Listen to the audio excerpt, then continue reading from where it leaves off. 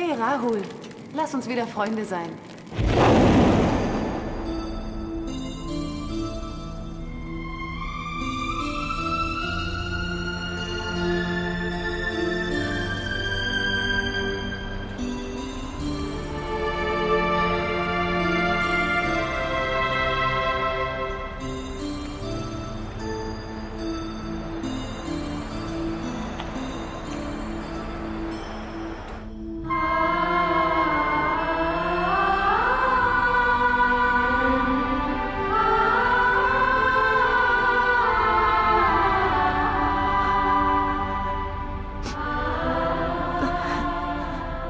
Sie sieht aus wie ihr Vater. Nicht wahr? Tinas Zustand ist sehr ernst. Ihr bleibt nicht mehr viel Zeit. Wir haben alles versucht, Rahul.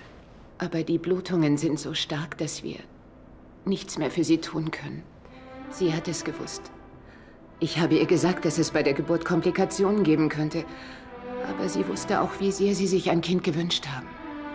Sie hat dieses Kind mehr geliebt als ihr eigenes Leben. Ich möchte, dass meine Tochter mich kennenlernt. Damit sie weiß, wer ich war. Wie ich war. Es wäre schön, wenn ich es ihr selbst sagen könnte. Mama, gib ihr diese 8 Briefe. Einen an jedem Geburtstag. Ich werde sie nicht miterleben können, kleiner Schatz. In diesen Briefen steht alles, was ich meiner Tochter gern sagen würde. Die Briefe werden ihre Erinnerung an mich sein.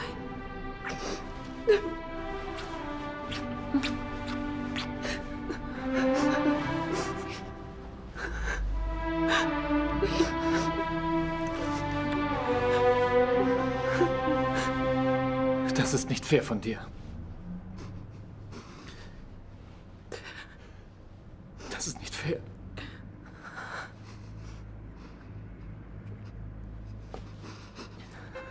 Rahul?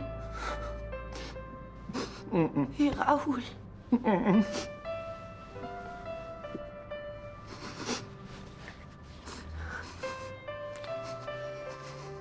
Lass uns wieder Freunde sein.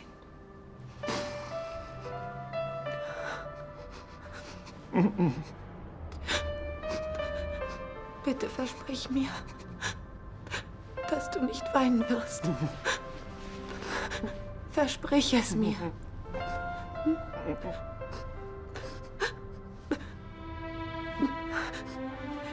Und außerdem, wenn du weinst, siehst du einfach scheußlich aus.